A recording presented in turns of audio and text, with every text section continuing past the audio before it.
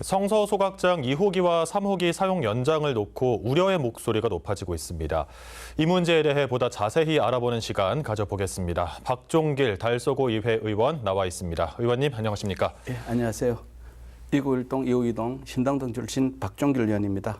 네, 먼저 본격적인 이야기를 나누기 전에 성서소각장 사용 연장 이 역사를 좀 짚어봐야 할 것 같습니다. 소각장 1호기와 2호기 모두 사용 가능 연한이 끝나서 사용이 중단됐는데 2021년 이 직매립을 금지하는 폐기물관리법 시행규칙이 공포되면서 대구에 소각장이 더 필요하게 됐고 대구시가 사용을 할 수 없는 성서소각장을 고쳐서 다시 쓰겠다고 한 게 문제인 건데요. 이 노후 시설을 다시 사용하는 게 문제되지는 않습니까? 2, 3호기는 27년을 가동함으로써 사용 가능 연한을 12년이나 초과했으니 노후화가 많이 된 것으로 보여집니다. 대구시의 계획대로 2, 3호기를 계속 활용하겠다면 당연히 신규 사업으로 개체 사업을 하든지 아니면 대보수를 하든지 해야겠죠. 그래서 대구시에서는 대보수를 하게 되면 시설비가 신규 사업을 하는 것보다 적게 들어가기 때문에 대보수를 선택한 것 같습니다. 2, 3호기는 대구시의 계획대로 대보수를 한다고 하더라도 기술적으로는 문제가 없어 보입니다. 네, 의원님께서는 평소 폐기물 처리 시설 설치 비용 표준 단가 환경부에서 제시하는 이 예산이라는 건데요. 이거에 대해 오랫동안 분석을 해온 걸로 알고 있습니다. 소각장 시설비 산정에 문제가 있다고 보십니까? 예, 지역 주민이 신뢰할 수 있는 친환경 소각시설이 설치되어야 한다는 생각으로 2년 전부터 시설비에 특별한 관심을 가지고 있었습니다. 네. 소각장 시설비 산정은 매년 발표되는 폐기물 처리시설 국고보조금 업무 처리 지침에 기준을 두고 있습니다. 이 기준에 따르면 1호기 개체 사업은 2023년도 4월에 계약해서 5월에 착공을 했으니 2023년도 표준 단가를 적용하는 것이 상식적이라고 생각을 합니다. 그래서 이 사업을 2023년도 신규 사업 표준 단가를 적용하면 사업비가 1,793억 원이 되어야 합니다. 그런데 이 사업은 실제 1,210억 원이 투입되었습니다. 약 500억이 차이가 납니다. 그래서 사업비를 그렇게 산정한 이유와 그리고 1,793억 원과 1,210억 원 사이에는 어떤 시설적 차이가 있는지 궁금해서 대구시의 설명을 요청한 것입니다. 그런데 최근 한 지역 신문에 의하면 행정착오로 2022년도 표준 단가가 적용되었고 환경 친화적 설비 구축이 사실상 어렵게 됐다고 보도하였습니다. 그런데 또 다른 의문점은 2022년도 표준 단가를 적용하더라도 실제로 투입되는 1,210억 원하고는 약 200억 원 정도의 차이가 납니다.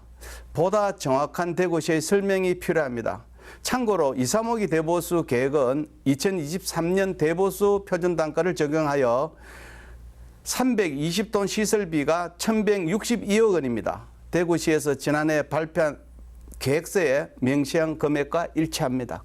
네, 그만큼 또 주민들에게 돌아갈 수 있는 편의시설도 줄어들 것 같다는 생각이 드는데요. 일단 폐기물 처리 시설은 설치비의 20% 이내에서 주민 편익시설을 설치할 수 있게 돼 있습니다. 여기에 대해서도 그동안 좀 혼동이 있었다고 들었습니다. 어떻게 된 겁니까? 예. 현재 폐기물 시설 촉진법 시행령 제24도 제1항에는 해당 폐기물 시설 설치 비용의 100분의 20의 범위 내에서 편의시설을 설치해 주는 것을 명시하고 있습니다. 그런데 이 조항이 2020년 12월에 개정이 되었습니다. 그 이전에는 100분의 10의 범위 내에서 편의시설을 설치해 주는 것을 명시하고 있습니다. 이 문제도 결국은 시설비의 표준 단가 적용과 같이 어느 시점을 기준으로 편의시설비를 적용하는가 하는 것입니다.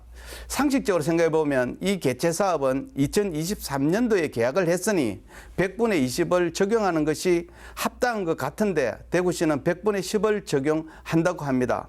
그래서 몇몇 분들이 편의시설비에 대해서 문제를 제기하자 현재는 154억 원으로 결정하고 실내체육관 건립을 추진 중인 것으로 알고 있습니다. 예. 네, 최대한 주민들에게 그래도 많은 편익이 돌아갔으면 하는 게 마음인데요.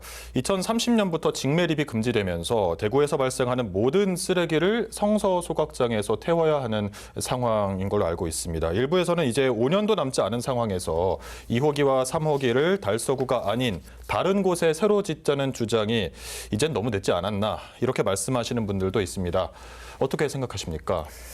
성서 소각장에서 다 소각하는 것은 아닙니다. 일부는 방천리 SRF 열병합 발전소에서 소각합니다.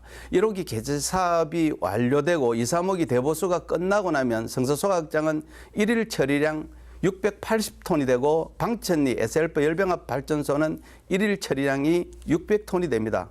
현 시점에서 다른 장소로 이전하기에는 큰 어려움이 있는 것도 사실입니다. 안타깝지만 2, 3호기 대보수 공사 기간을 감안했을 때 2030년까지는 기간이 많이 남아있지 않기 때문에 신중한 접근이 필요한 때입니다. 그래서 저는 지난해 7월 2, 3호기 대보수 계획 발표를 전후하여 접근 방법을 달리해야 한다고 생각을 합니다. 대안이 없는 2, 3호기 대보수에 대한 무조건 반대가 답이 될 수는 없습니다. 네, 마지막으로 이 문제가 계속되는 이유는 대구시가 묵묵부답으로 일관하고 있기 때문이라는 생각도 듭니다. 주민공청회라든지 다른 방법을 통해서 소각장 주변에 살고 있는 사람들과 소통을 해야 한다는 주장이 많은 게 사실인데요. 대구시에 하고 싶은 말씀이 있으시다면 부탁드립니다. 대구시는 2030년 종량제 폐기물 직매립 금지에 대응하기 위하여 2, 3호기 대보수 말고는 대안이 없다면 지역 주민이 원하는 소각시설이 무엇인지에 대해 충분히 소통하여 경청하고 최대한 시설에 반영해야 합니다. 특히 앞에서 지적했던 시설비 산정에 대해서도 투명하게 공개되고 구체적으로 설명되어야 합니다.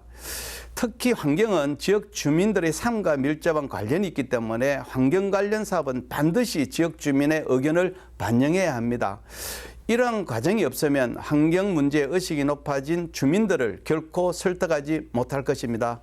마지막으로 달서구의 부탁의 말씀을 드리겠습니다. 성서 소각장이 비록 대구시의 업무라 하더라도 달서구민의 안전과 직결된 만큼 지평부에서는 적극적으로 대처하여 주민의 불안을 해소하는 데 앞장서 주시기를 바랍니다. 네, 오늘 말씀 감사합니다. 여기까지 듣겠습니다.